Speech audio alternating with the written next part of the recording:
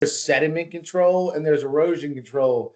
Sediment control happens when the erosion's already created, and that silt fence is a sediment control product to stop that sediment because erosion is already created. So, that's like almost the last line where then, as the industries move forward in erosion, you want to stop the erosion so that there is no sediment.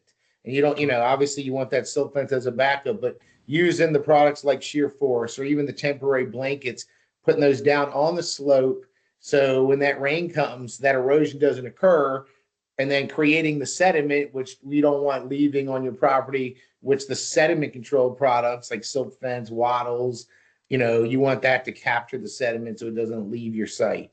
So, but that is a big, mistake. People think, erosion control, sediment control, two different things, two different applications. You need to prevent that erosion from happening.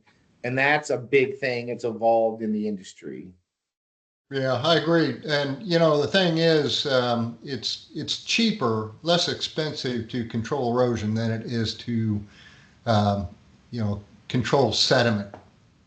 And what I mean by that is, of course, if you let erosion occur and all runs down to the silt fence, and most of it gets stuck behind the silt fence, well, they're going to do something with that dirt, right? It's not going to just be left there long term. So then they got to take all that dirt out. They got to haul it off somewhere or respread it on a job site. So it's just it's a nightmare for them to deal with. So it's always better to hold the soil in place if they can. Don't treat erosion control as an afterthought. It's a critical part of successful projects.